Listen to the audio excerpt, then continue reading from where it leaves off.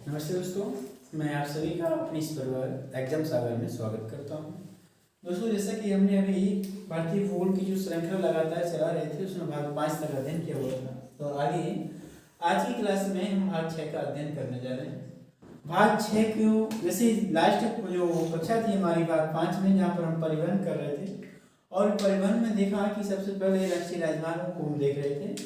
राष्ट्रीय राजमार्ग यानी नेशनल हाईवेज। तो नेशनल हाईवेज का अध्ययन मुझे आज करना है, जिसमें हमने पहले की क्लास में आपको बताया था कि NH1 जिसकी लंबाई 1226 होती है, जो दिल्ली से पाकिस्तान बॉर्डर तक जाता है। दोस्तों, NH1 जो दिल्ली से पाक बॉर्डर तक जाता है और इसमें कहीं कौन कौन से स्टेट होंगे, तो दिल्ली, फिर इसके बाद राजस्थान कुछ हिस्सा, फिर पंजाब होते हुए पाकिस्तान बॉर्डर जाएगा। NH2 जो दिल्ली से लेकर के कोलकाता तक पहुंचता है, NH2 इसकी लंबाई ये लिखा हुआ है 1450 किलोमीटर से 90 तक होता है। याद रखना दोस्तों, NH1 और NH2 को मिलाकर के GT रोड कहा जाता है, ग्रैंड ट्रंक रोड। और GT रोड कभी कभी एग्जाम में आता है कि GT रोड का निर्माण किसने करवाया। यदि कोई प्राचीन काल शासक पूछता है, प्राचीन कालीन कोई शासक पूछे, तब हमारा आंसर होगा शेरशाह सूरी ने कराया। लेकिन जैसे आधुनिक भारत में देखा जाए कि इसका नामकरण किसने किया, तब हमें एक गवर्नर जनरल मिलता है जिसका नाम ऑकलैंड होता है। दोस्तों, NH1 और NH2 को जो समग्र रूप इसको जोड़ा हमने, यानी पूर्वी भारत को उत्तर पश्चिम उत्तर भारत से जोड़ने वाला, इसी को हम GT रोड कहते हैं।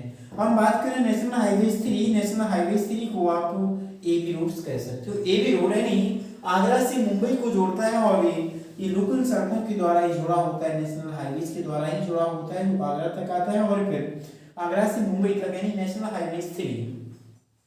आगे हम बात करें NH4 और NH4 की हम जब आपसे बात करें तो ये मुंबई से यानी पुरी से लेकर के चेन्नई तक पहुंचता है और चेन्नई से NH4 हो गया है।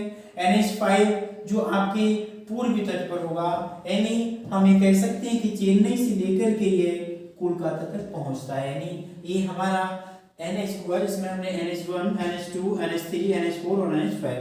हम बात करें NH6 को लेकर के, तो ये NH6 है आपका दोस्तों, जो पुणे से, यानी पुणे से कोलकाता को, हमें एक क्वेश्चन आया हुआ परीक्षा में, किसी परीक्षा में पूछा गया था कि निम्नलिखित में से वो कौन सा राष्ट्रीय राजमार्ग है जो भारत के बीचों बीच निकलता है। बीचों बीच मीन से है कि उत्तर भारत को दक्षिण भारत से अलग करता हो। बेसिक इसकी भौतिक संरचना में हम देखें, भारत की भौगोलिक संरचना में देखें, तो एक विंध्य पर्वत श्रृंखला ऐसी मिलती है जो उत्तर भारत को दक्षिण भारत से अलग करती है। लेकिन हम यहाँ पर बात करें कि वो NH क्या हो सकता है, तब हमें NH मिलता है NH6 वो राष्ट्रीय राजमार्ग होता है जो उत्तर भारत यानी दो पार्ट में इसको विभाजित कर देता है। दोस्तों, इसके बाद हमने देखा NH फर्स्ट A, प्रथम ये NH जो है दोस्तों, ये जो है ये पाकिस्तान बॉर्डर जब बनिहाल दर्रे से होकर के जवाहर सुरंग इसी में बनी हुई है। बनिहाल दर्रे में जवाहर सुरंग और इसी में ये रोड बना हुआ है NH फर्स्ट A।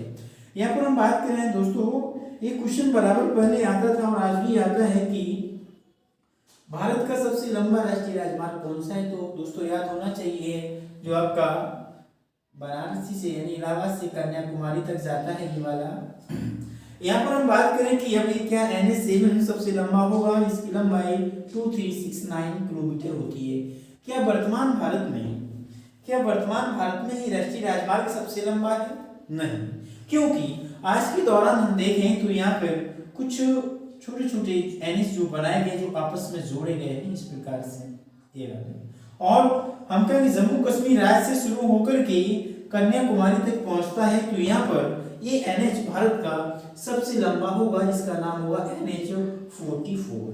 याद रखना इसको दोस्तों, ये भारत का सबसे लंबा राष्ट्रीय राजमार्ग होता है। यदि आपके पेपर में ऐसा क्वेश्चन आता है और आपको विकल्प NH7 भी दिया हो और NH44 दिया हो, तो हमारा आंसर NH44 होना चाहिए, क्योंकि भारत का वर्तमान स्वरूप सबसे लंबा राष्ट्रीय राजमार्ग यही होता है। भारत का सबसे लंबा राष्ट्रीय राजमार्ग यही होता है NH44। आगे हम बात करें यहाँ से, तो ये राष्ट्रीय राजमार्गों की चर्चा, इससे कुछ की पॉइंट्स हमारे निकलेंगे और वो की पॉइंट्स ये हैं कि भारत में यानी थार मरुस्थल से होकर के गुजरने वाला NH कौन हो सकता है दोस्तों। तो याद रखना, जो थार मरुस्थल से गुजरने वाला NH है उसका नाम है NH15। NH15 एक ऐसा राष्ट्रीय राजमार्ग जो थार मरुस्थल से होकर के गुजरता है। दोस्तों याद रखना, यहाँ पर एक NH होता है जो पश्चिमी तट के समानांतर है, पश्चिमी तट पर बना हुआ है, उसका नाम है NH17। दोस्तों याद रखना कि NH15 जो है वो मरुस्थल से होकर के राजस्थान थार मरुस्थल से होकर के जाता है, वहीं NH17 जो है वो पश्चिमी तट पर होता है। हम बात करें दोस्तों कि भारत का सबसे छोटा राष्ट्रीय राजमार्ग कौन सा होता है, तो भारत का सबसे छोटा राष्ट्रीय राजमार्ग होता है NH44A होता है, जो यहाँ पर केरल राज्य में पेरियार जो NH बना है वहीं पर पेरियार, यानी हम कहें कि केरल राज्य में कोच्चि में है ये केरल राज्य, जहां पर एक झील होती है बेम्बा नद झील पर बना हुआ है ये, इसका नाम है NH40। भारत का सबसे छोटा राष्ट्रीय राजमार्ग होता है, इसकी लंबाई 6 किलोमीटर, महज 6 किलोमीटर लंबाई इसकी होती है। दोस्तों आगे हम बात करना चाहें, इससे जुड़ा हुआ कई और पॉइंट आते हैं, जैसे स्वर्णिम चतुर्भुज योजना। यहाँ पर मैं लिखूं कि स्वर्णिम चतुर्भुज योजना।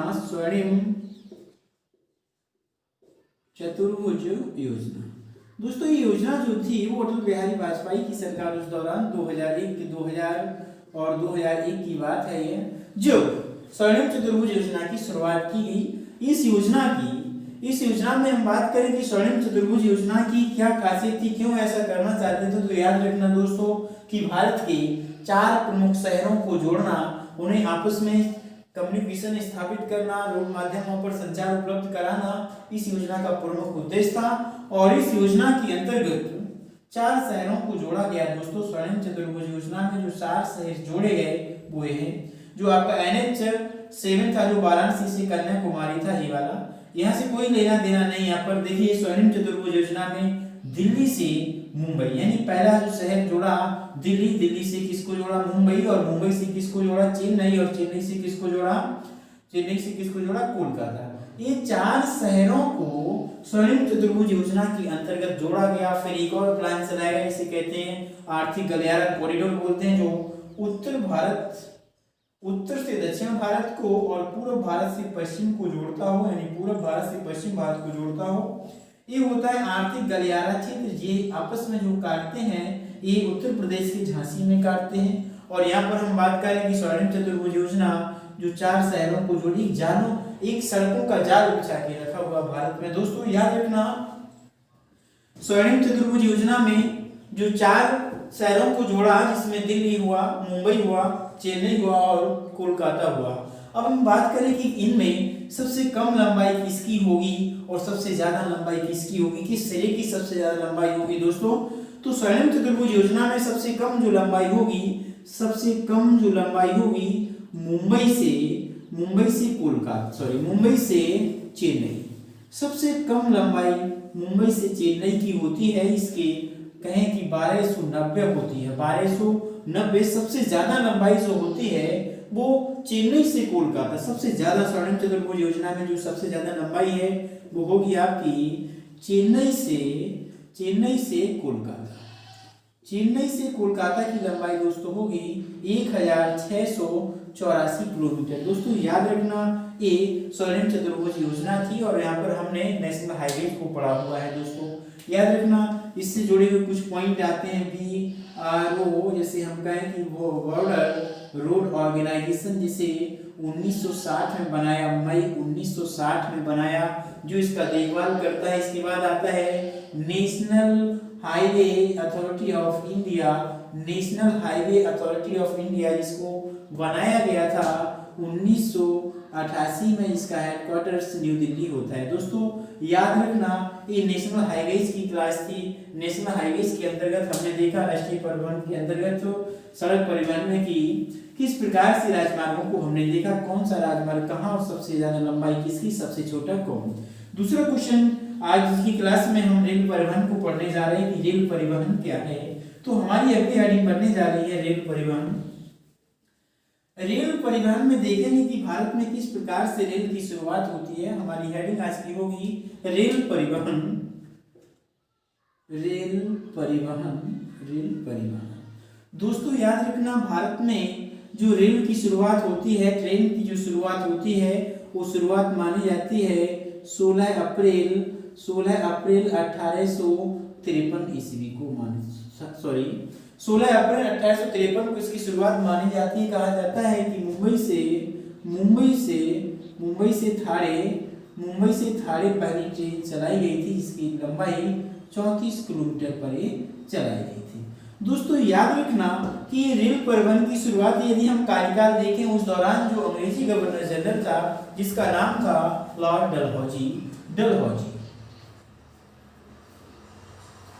डलहौजी का कार्यकाल जो भारत में रहा वो 1848 से लेकर के 1856 तक रहा, और 1848 से 1856 तक 1848 से 1856 का कार्यकाल डलहौजी का था, और इसी के कार्यकाल में कई सेवाएं भारत में उसने लागू की।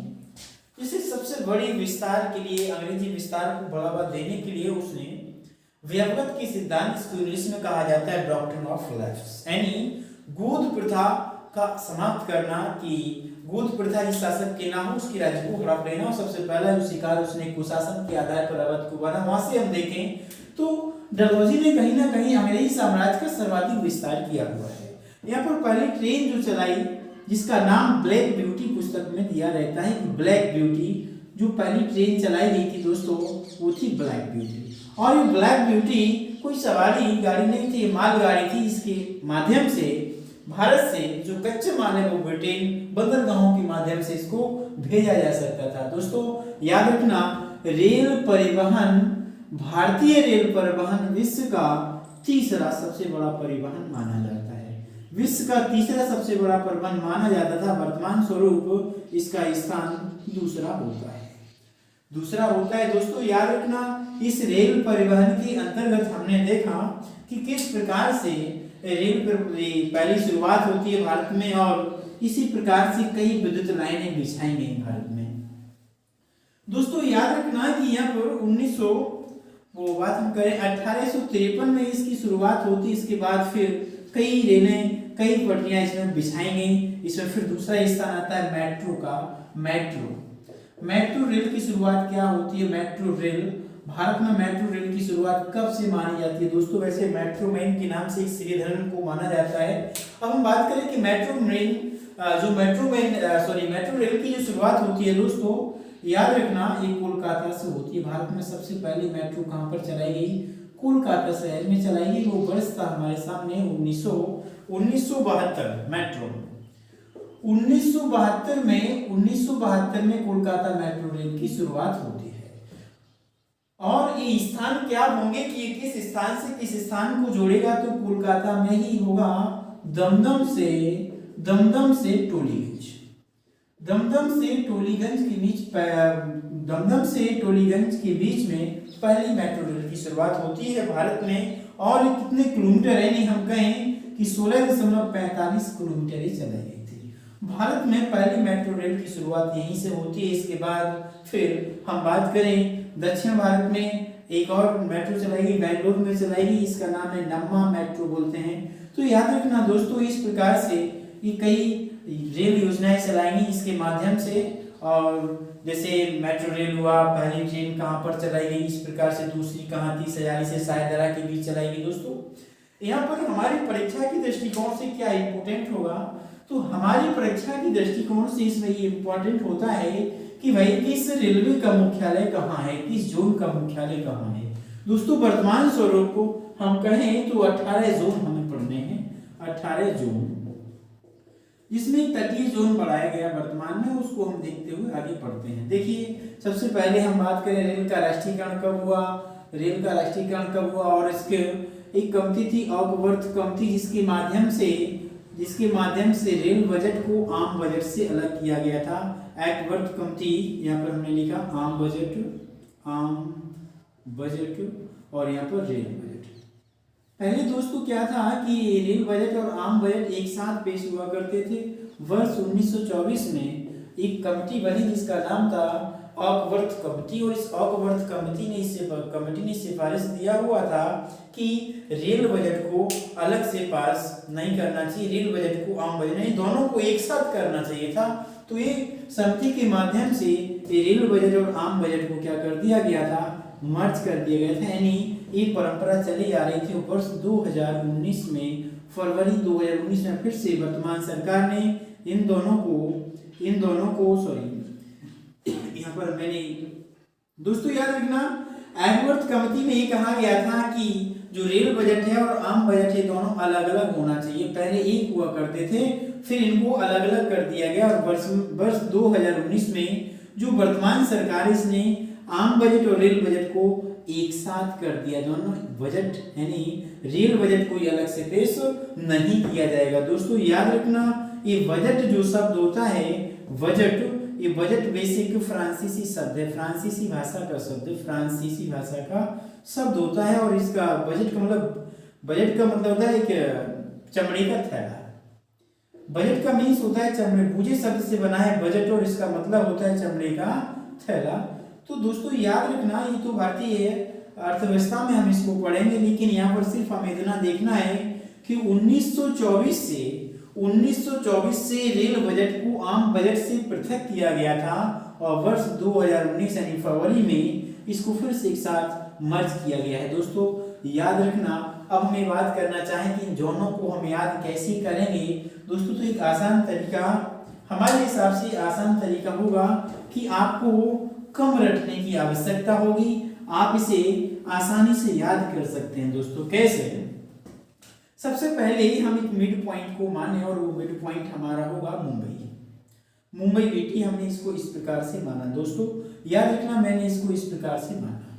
तो ये वाला हमारा होगा, ये होगा मध्य मंडल यानी मध्य मंडल। तो मध्य मंडल कहाँ होगा दोस्तों, मध्य मंडल कहाँ पर होगा, मुंबई में, मध्य मंडल मुंबई में। इसके बाद हम बात करें मध्य मंडल के बाद कि पश्चिमी मंडल कहाँ होगा, पश्चिमी मंडल कहाँ होगा, इसका मुख्यालय कहाँ होगा। याद रखना जोन, पश्चिमी जोन। तो पश्चिमी जोन में मुंबई, बीटी कोला लगाते हैं इसमें, मुंबई। इसके बाद उत्तरी क्या होगा, तो उत्तरी दिल्ली होगा। फिर दोस्तों याद रखना कि इसके बाद पूर्वी पूछा जाए आपसे तो पूर्वी होगा आपका कोलकाता। इसके बाद आपसे सबसे दक्षिणी पूछा जाए तो यहाँ पर होगा चेन्नई। अब हम बात करें कि 5 यहाँ पर हमें याद हो जाएंगे कि मध्य मंडल का मुख्यालय इस जोन यानी सबसे उत्तरी जोन कौन सा है, पश्चिमी पूर्वी कौन से जोन है, तो हमें याद हो जाएगा। लेकिन दोस्तों यदि हम बात करें कि यहाँ पर मध्य की बात आपसे की जाए, मध्य में कि उत्तर मध्य रेलवे का मुख्यालय कहाँ है, तो उत्तर यानी उत्तरी रेलवे का मुख्यालय दिल्ली था और उत्तर मध्य में इस बीच में, तो यहाँ पर दोस्तों याद रखेंगे इलाहाबाद। इसी प्रकार पश्चिम मध्य रेलवे का मुख्यालय दोस्तों, तो ये पश्चिमी मध्य रेलवे का मुख्यालय हो जाएगा जबलपुर। इसी प्रकार यहाँ कोलकाता में हम बात करें कि कोलकाता में कि पूर्वी मध्य रेलवे का मुख्यालय कहाँ होगा, पूर्वी मध्य रेलवे का मुख्यालय दोस्तों ये मुख्यालय होगा हाजीपुर। इसके बाद हम बात करें कि दक्षिणी मध्य रेलवे का मुख्यालय कहाँ होगा, तो दक्षिणी मध्य रेलवे का मुख्यालय होगा सिकंदराबाद। दोस्तों यहाँ पर मैंने अभी सिर्फ आपसे 8-9 जोन की बात की, जोन मंडल की बात की कि किस मंडल का मुख्यालय कहाँ होगा। हम आगे बात करना चाहें कि अब इन दोनों का बीच वाला एरिया लीजिएगा जिसे हम कहेंगे पूर्वोत्तर, इसे हम बात करेंगे पश्चिमोत्तर। यहाँ पर बात करेंगे दक्षिण पश्चिम, दक्षिण पूर्व और ये हो जाएगा दक्षिण पश्चिम। दोस्तों सबसे पहले हम बात करें कि पूर्वोत्तर में कौन होगा, तो याद रखना दोस्तों पूर्वोत्तर में जो होगा वो होगा आपका गोरखपुर। पूर्वोत्तर रेलवे का मुख्यालय कहाँ होगा दोस्तों, तो ये गोरखपुर में होगा। इसके बाद हम बात करें कि इससे आगे सीमांत उत्तर पूर्वी रेलवे का मुख्यालय होगा गुवाहाटी, ये हो गया। इसके बाद हम इस तरफ को आए तो इस तरफ हम आते हैं कि पश्चिमोत्तर रेलवे यानी पश्चिम पश्चिमोत्तर रेलवे का मुख्यालय कहाँ होगा? तो पश्चिमोत्तर रेलवे का मुख्यालय होगा जयपुर। इसके बाद हम बात करें कि दक्षिण पूर्व रेलवे का मुख्यालय कहाँ होगा दोस्तों? तो इसका मुख्यालय कोलकाता ही होगा। बार बार कोलकाता आता है, याद रखना। कोलकाता 3 रेलवे जोन का मुख्यालय होता है। एक तो सबसे पूर्वी रेलवे जोन, सबसे पूर्वी रेलवे मुख्यालय, फिर दक्षिण पूर्वी रेलवे मुख्यालय और एक कोलकाता मेट्रो के नाम से। तो 3 जगह का ये हो जाता है। हम बात करना चाहें यहाँ पर कि दक्षिण का जो मुख्यालय होगा दोस्तों वो होगा हुबली। दोस्तों ये हमें याद रखने पड़ेंगे। एक आसान तरीका हो जाएगा हमारे लिए, एक आसान तरीका कि भाई रेलवे के मुख्यालय कहाँ कहाँ होंगे। तो ये हमने याद कर लिया। इस प्रकार से सभी जोनों को हम याद कर लेंगे, जिन्हें रखने के लिए कोई जरूरत नहीं। हम इसी प्रकार से एक मैप बनाएंगे और इसको याद कर लेंगे कि भाई किस जोन का मुख्यालय कहाँ है। चल देखिए दोस्तों, यहाँ पर हमने रेल परिवहन के मुख्यालय की बात की। हम बात करें कि ट्रेन की पटरियों के बीच में जो स्पेस होता है उसको कहते हैं गेज, कि कितना गेज होता है पटरियों के बीच में, रेलवे गेज। तो देखिए एक होता है ब्रॉड गेज और दूसरा होता है metre gauge. Broad gauge, metre gauge और सबसे छोटा होता है नैरो गेज। दोस्तों याद रखना, ये गेज से संबंधित सबसे जो स्पेस होता है पटरियों के बीच में, जिस प्रकार से ऐसे पटरियों को बनाए, ये जो गैप होता है ना, ये जो दोनों के बीच में गैप है, इसी को गेज कहते हैं। दोस्तों याद रखना, जो ब्रॉड गेज है इसकी लंबाई होती है 1.676 मीटर। 1.676 मीटर। मीटर गेज है तो ये तो मीटर में ही होगा, ये मीटर गेज होगा। इसके बाद हम सबसे छोटे की बात करें तो 0.762 मीटर होता है दोस्तों ए। अब हम बात करें रेलवे को लेकर के, इससे कुछ तथ्यात्मक फैक्ट हमें याद होने चाहिए। और वो फैक्ट ये हैं कि सबसे पहले भारत में विद्युतीकृत रेल क्या चलाई गई? भारत में विद्युतीकृत यानी भारत में विद्युत से चलाई जाने वाली पहली ट्रेन कौन सी थी और एक कहाँ चलाई गई थी, यहाँ पर हमें बात करें तो दोस्तों याद रखना कि भारत में सबसे पहले जो विद्युतीकृत ट्रेन चलाई गई थी वो 3 फरवरी 1925 को चलाई गई थी। 3 फरवरी 1925 को भारत में पहली विद्युतीकृत ट्रेन चलाई गई थी, जो चलाई गई थी मुंबई से, यानी मुंबई बीटी से कुर्ला के बीच में, यानी मुंबई बीटी से कुर्ला के बीच चलाई गई थी। दोस्तों याद रखना, ये भारत में पहली विद्युतीकृत ट्रेन चलाई गई थी। इसके बाद समय समय पर कानून आते रहे और रेलवे से सबसे रेलवे राष्ट्रीयकरण कब किया गया रेलवे का? रेलवे जोन रेलवे का लिए बोर्ड कब बना? तो रेलवे बोर्ड बना 1950 में। 1950 में इसका राष्ट्रीयकरण होता है। दोस्तों याद रखना, ये रेल परिवहन था और सबसे ज्यादा भारत में नियोक्ता यानी सार्वजनिक क्षेत्र में सबसे बड़ा नियोक्ता जो होता है वो रेलवे जोन ही होता है। दोस्तों अब हम ये बात करें आगे भारत में, तो ये परिवहन हमारा यहाँ कंप्लीट होता है, रेल परिवहन। इसके बाद अब हम भारत में आगे जो श्रृंखला होगी उसमें हमें पढ़ना होगा कि भारत में मिट्टी का वर्गीकरण।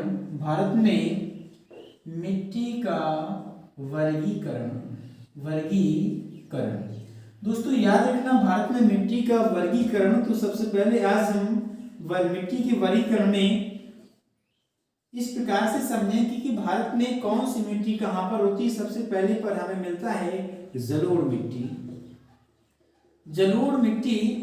ये वाली जलोढ़ मिट्टी। दोस्तों याद रखना, ये जलोढ़ मिट्टी क्या है और किस प्रकार से निर्मित होती है। तो मैं बात करना चाहें कि जलोढ़ मिट्टी कैसे बनती है, यानी जलोढ़ मिट्टी का निर्माण कैसे होता है। जलोढ़ मिट्टी का निर्माण कैसे होता है दोस्तों, हमें याद रखना चाहिए कि जलोढ़ मिट्टी का निर्माण कैसे होता है। तो याद रखना कि नदियों के द्वारा जो लाई गई अवसाद है, नदियों के द्वारा लाई गई अवसाद नदियों के द्वारा लाई अवसाद के द्वारा इस मिट्टी का निर्माण होता है दोस्तों, याद रखना जलोढ़ मिट्टी। अब यहाँ पर दूसरा पॉइंट ये आता है कि आखिर वो कौन सी नदियां होंगी, वो कौन सी नदियां होंगी जिनके माध्यम से, जिनके द्वारा अवसाद को बहाना है, जिनके माध्यम से अवसाद आती हो और इस अवसाद से जलोढ़ मिट्टी का निर्माण होता हो। दोस्तों याद रखना यहाँ पर जिन नदियों के माध्यम से जो अवसाद बहाकर लाया जाता है वो नदियां कौन सी होंगी दोस्तों, वो नदियां होंगी हिमालयन नदियां, यानी जो नदियां हिमालय से निकलती हों। और हम सभी को ये ज्ञात है कि हिमालय भारत के यहाँ पर यानी उत्तरी एरिया में पूरा हिमालय होता है और यहाँ से निकलने वाली नदियों में हम बात करें प्रमुख नदियों की, इसमें गंगा होगा, यमुना होगा और यहाँ पर ब्रह्मपुत्र। दोस्तों याद रखना ये दो चार नदियां ऐसी हैं जो प्रमुख तौर पर बहुत ज्यादा अपने साथ अवसाद बहा करके लाती हैं और इस अवसाद के माध्यम से जो मिट्टी बनती है वो मिट्टी कौन सी होती है, जलोढ़ मिट्टी होती है। जलोढ़ मिट्टी होती है दोस्तों। तो इस मिट्टी का विस्तार कहाँ से होगा, तो हम ये कह सकते हैं कि इसका विस्तार संपूर्ण उत्तर भारत में होता है, इसमें कुछ पूर्वोत्तर भारत भी शामिल होता है। तो भारत में सबसे बड़े क्षेत्र में पाई जाने वाली जो मिट्टी होती है वो जलोढ़ मिट्टी होती है। और अभी हमने इस बात को जाना कि जलोढ़ मिट्टी किस प्रकार से निर्मित होती है, जलोढ़ मिट्टी कैसे बनाई गई, किस प्रकार से। तो एक पहला पॉइंट हो गया कि जलोढ़ मिट्टी कैसी, भारत की सबसे ज्यादा उपजाऊ मिट्टी कौन सी है दोस्तों, तो ये जलोढ़ मिट्टी होती है। आगे हम बात करें, यदि यही जलोढ़ मिट्टी पुरानी हो जाए तो पुरानी जलोढ़ को आप नाम देते हैं बांगर। यदि यही जलोढ़ मिट्टी पुरानी हो जाती तो पुरानी जलोढ़ को नाम दिया जाता है बांगर। और यदि यही जलोढ़ मिट्टी यानी नई फॉर्म में, नई अवस्था में जब नव निर्मित होती है तब इसको नाम दिया जाता है खादर। दोस्तों याद रखना यहाँ पर एक संक्षिप्त परिचय मैंने दिया जलोढ़ के बारे में। दोस्तों ये वाला जो क्षेत्र आप देख रहे हैं, ये वाला जो क्षेत्र है जिसमें मध्य प्रदेश, महाराष्ट्र और गुजरात भी शामिल होता है। यहाँ पर दूसरी मिट्टी होती है भारत के सबसे बड़ा एरिया जो होता है वो काली मिट्टी का होता है दोस्तों। वो कौन सा इलाका है, कौन सा एरिया है दोस्तों, ये वाला हिस्सा होता है, ये वाला हिस्सा, जिसमें गुजरात राज्य के साथ साथ मध्य प्रदेश और महाराष्ट्र, ये 3 राज्यों में सबसे ज्यादा ये मिट्टी पाई जाती है जिसका नाम काली मिट्टी है। दोस्तों याद रखना काली मिट्टी कहाँ पाई जाती है, तो आपको 3 स्टेट याद होने चाहिए जिसमें सबसे पहले पर होगा महाराष्ट्र और दूसरे पर होगा मध्य प्रदेश और तीसरे पर होगा गुजरात। अब दोस्तों ये बात आती है कि ये मिट्टी निर्मित कैसे हुई, काली मिट्टी निर्मित कैसे हुई, इसका निर्माण कैसे हुआ। दोस्तों याद रखना काली मिट्टी का निर्माण कहा जाता है कि ज्वालामुखी के लावा से होती है, यानी ज्वालामुखी के अवसाद से होती है। तो हमें बात करें कि ज्वालामुखी द्वारा ये मिट्टी निर्मित होती है या ज्वालामुखी की क्रिया से मिट्टी निर्मित होती है। ये बात हमें पढ़ना पड़ेगा कि आखिर ज्वालामुखी क्या होते हैं, वॉल्केनिज्म क्या होता है, वॉल्केनो क्या होते हैं। दोस्तों याद रखना वॉल्केनो, इसको हम इंग्लिश में कहते हैं वॉल्केनो, जबकि ये ज्वालामुखी है। और जब हम ज्वालामुखी को देखें तो यहाँ पर सभी लोग ध्यान से इसको समझें कि आखिर ज्वालामुखी क्या है, तब जाकर के हमें काली मिट्टी को देखना पड़ेगा कि काली मिट्टी कैसे। तो ज्वालामुखी जो पृथ्वी की भूगर्भिक संरचना, हम आगे विश्व भूगोल में इसको कराएंगे, लेकिन अभी एक संक्षिप्त परिचय इसके बारे में भी कि पृथ्वी को जब हम आंतरिक संरचना के आधार पर देखें पृथ्वी को, तो वो 3 लेयर में विभाजित होती है, जिसमें सबसे ऊपरी परत जो होती है इसका नाम है भूपर्पटी और दूसरी परत जो होती है जिसका नाम है भूपर्पटी, दूसरा होता है मेंटल